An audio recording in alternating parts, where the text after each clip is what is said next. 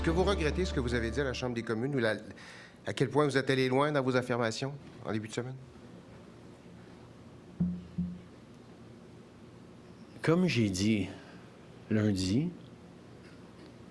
il y a des allégations crédibles que le gouvernement de l'Inde aurait été impliqué dans le meurtre d'un citoyen canadien sur sol canadien. Le premier ministre, à 11h51, a déclaré, en pesant ses mots, ce que vous venez d'entendre. Et on peut peut-être comprendre pourquoi il pesait ces mots à l'heure du midi.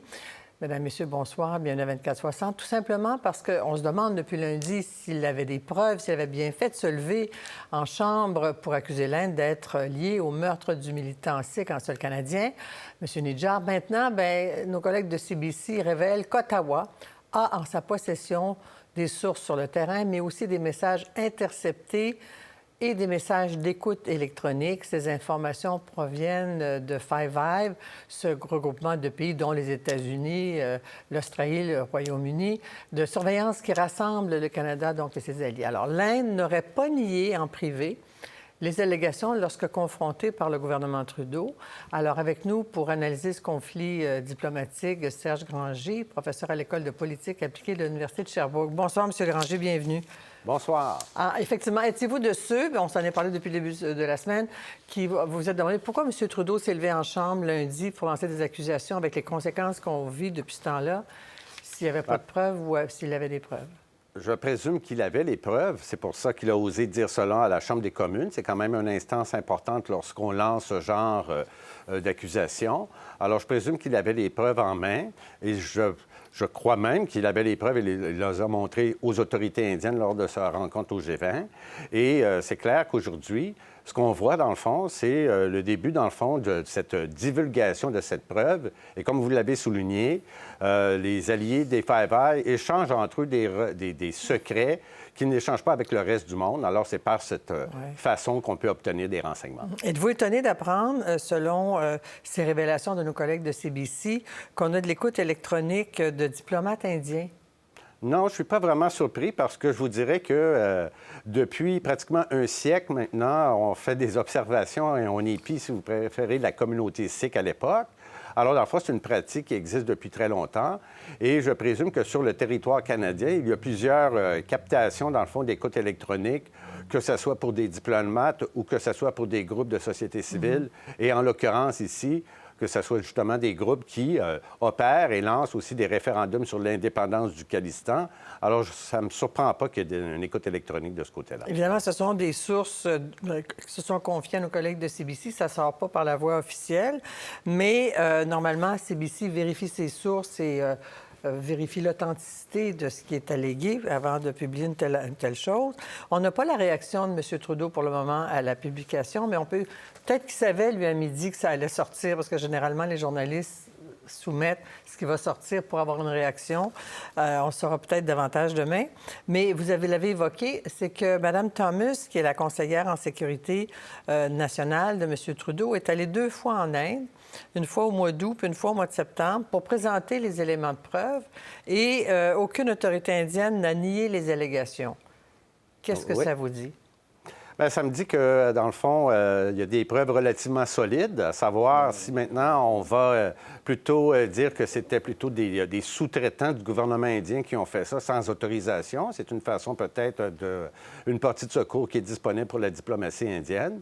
Mais ce qui est plus important, je dis aujourd'hui, je crois, c'est que les deux pays doivent sérieusement s'asseoir et mettre un peu un terme à ce bal de sanctions qui profite à personne et qui nécessite, dans le fond, une démarcation claire de ce qu'est l'ingérence, parce que vous le savez que les Indiens accusent aussi le Canada d'ingérence politique dans leur pays. Alors, je pense qu'on devrait avoir un dialogue sérieux sur comment on définit premièrement, cette ingérence et de tracer une ligne et de faire en sorte que les deux pays ne vont pas la franchir si on veut remettre, dans le fond, en place des relations beaucoup plus cordiales avec l'Inde. En même temps, si on regarde ce qui est sorti tout à l'heure par nos collègues de CBC, à savoir qu'il y a des diplomates indiens sous écoute, en fait, puis qu'il serait question de ce meurtre-là, les meurtriers, eux, il y était 2, semble-t-il, courent toujours hypothèse, c'est des gens qui ont peut-être déjà quitté le pays, qui sont peut-être retournés à l'étranger ou en Inde. Et en même temps, il y a comme un décalage entre ces faits-là puis le discours du gouvernement indien qui accuse le gouvernement canadien d'être un refuge, les Canadiens, le gouvernement canadien, le Canada, d'être un refuge de terroristes. C'est le discours qu'on martèle depuis mardi, sachant que ces preuves-là existent quand même.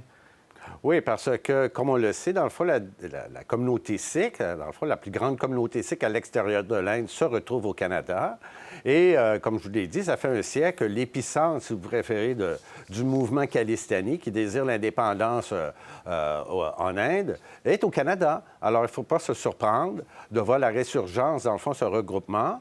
Pourquoi? Bien, aussi, il y a eu l'élection du gouvernement Narendra Modi, qui est un gouvernement très nationaliste, et beaucoup de minorités religieuses se plaignent justement de sa gouvernance, et le mouvement de résurgence survient justement pendant sa gouvernance. Alors, on peut dire qu'il y a une réaction, dans le fond, à la gouvernance nationaliste de Modi, et on associe bien sûr ce sécessionnisme, parce que c'est des activités illégale en Inde. Alors, dans le fond, ce qu'on fait, c'est qu'on accuse les séparatistes sikhs, si vous préférez, de faire des actes illégaux et on les associe bien sûr au terrorisme pour légitimer, si vous préférez aussi, dans le fond, des actions qu'on peut faire envers ces mouvements.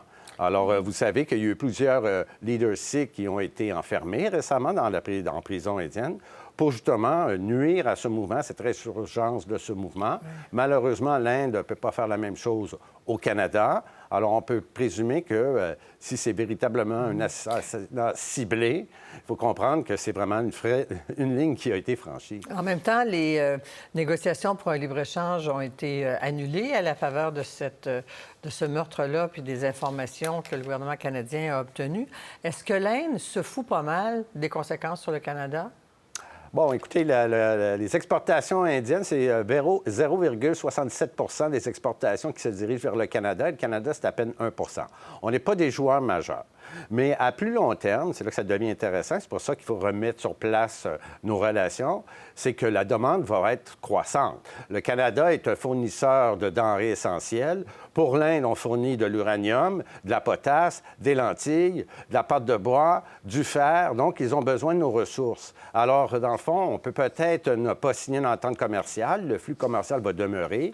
Par contre, le fait que si on ne signe pas ces ententes-là, le flux, dans le fond, a une capacité de croissance relativement faible. Et les autres pays, comme l'Australie, qui a signé une entente de libre-échange avec l'Inde, c'est un compétiteur du Canada par rapport au marché, bien sûr, de certaines denrées. Donc, ça va avantager l'Australie au détriment du Canada parce que, justement, nous n'avons pas cette entente de libre-échange et elle est repoussée à plus tard. On va écouter le conseiller à la Sécurité nationale de la Maison-Blanche, M. Sullivan, qui dit aujourd'hui qu'il n'y a pas de conflit, pas de wedge entre le Canada et les États-Unis parce qu'on a voulu isoler M. Trudeau cette semaine en disant « Le Canada fait ça tout seul, puis il n'y a pas l'appui de ses alliés. » Le Royaume-Uni l'a fait aujourd'hui, en tout cas sur X, en tout cas sur Twitter, dire qu'il fallait être solidaire. Alors, on écoute M. Sullivan, on commente après.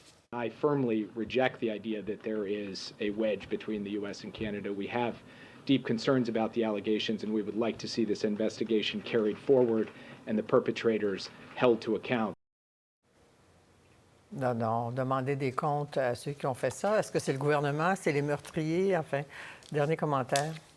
Eh bien, vous savez que les États-Unis, bien sûr, doivent protéger aussi leur souveraineté. Ce n'est pas surprenant. Mais comme on sait que la problématique sikh est un problème surtout canadien, qui affecte très peu l'Angleterre et affecte très peu les États-Unis, et dans les deux cas, veulent se rapprocher de l'Inde, alors on peut dire au Canada qu'on va vous appuyer, mais il faut s'attendre justement à un appui avant tout moral et peut-être technique, justement, par des renseignements obtenus par les Five Eyes. Mais il ne faut pas s'attendre, dans le fond, à voir les États-Unis, et même pas le Canada, d'embarquer dans des sanctions économiques face à l'Inde. Ça m'étonnerait énormément. Ben là, on apprend ce soir peut-être que l'Inde demanderait le départ d'autres diplomates. Très rapidement, quelle est la meilleure manière de mettre un point final à cette crise-là, selon vous?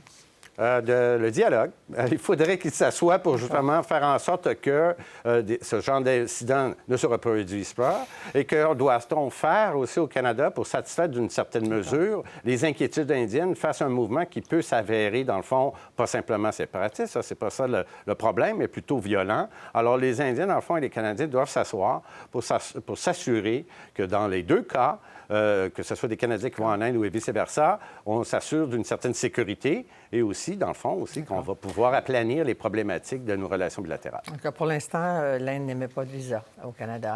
Non, c'est très dommageable et je ne crois pas que ça va durer très longtemps. Il y a trop de milliers de personnes, notamment d'origine indienne, qui désirent aller en Inde. Alors, je présume que cette mesure va disparaître bientôt. Merci, Serge Granger. C'est toujours un plaisir. Au Au revoir. plaisir. Au revoir. Merci. Pour voir nos émissions en entier, rendez-vous sur la chaîne Ici RDI.